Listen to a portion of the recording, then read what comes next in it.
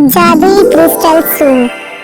एक दूर दराज जादुई वादी थी जिसका नाम था नूरदीला। वहाँ एक छोटा सा देहात था जहाँ लोग बहुत सादा जिंदगी गुजारते थे, लेकिन एक चीज हमेशा उनके दिल में खौफ पैदा करती थी। जंगल के बीच में वाक़या क्रिस्टल की झील। कहा जाता था कि उस झील में छुपा है क्रिस्टल सूप, एक ऐसा जादुई सूप जो जिसके एक चम्मच से इंसान को लामहदूद ताकत, जहानत और खूबसूरती मिलती है, लेकिन सिर्फ नेकदिल इंसान ही उसे हासिल कर सकता है। आलिया नामी एक यतीम लड़की जो देहात के किनारे पर अपनी नानी के साथ रहती थी, बहुत दिलेर और रहमदिल थी। एक दिन नानी बीमार हो गई और तमाम जड़ी बूटियां नाकाम हो गईं। नानी ने एक ही उम्मीद के तौर पर क्रिस्टल सूप का जिक्र किया। आलिया ने फैसला किया कि वो हर हाल में सूप लाकर नानी को ठीक करेगी। आलिया एक छोटे बकरे चिंटू के साथ जंगल की तरफ निकल पड़ी। रास्ते में उसने जादुई मखलूकात से मुलाकात की। एक उड़ती हुई मछली जो पानी में बातें करती थी, बतूनी दरख्त जो हर सवाल का जवाब देता था, और एक पिघलती हुई बर्फानी चट्टान जो आंसू बहाती थी।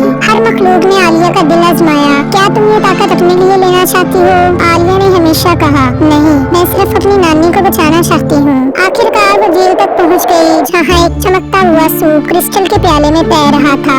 झील में आवाज गूंजी, तुम सच्ची हो आलिया, तुम्हारी नेकी ने तुम्हें चुना है। जैसे ही आलिया ने सूप का चम्मच भरा, एक रोशनी की लहर पूरे आसमान में फैल गई। झील एक कोसों खज़ां में बदल गई और आलिया के हाथ में मौजूद सूप एक नूरी आबशार बनकर नानी के बिस्तर तक जा पहुंचा। जैसे ही नानी ने पहला घूंट पिया, वो जवान, तंदुरुस्त और खुशहाल हो गई।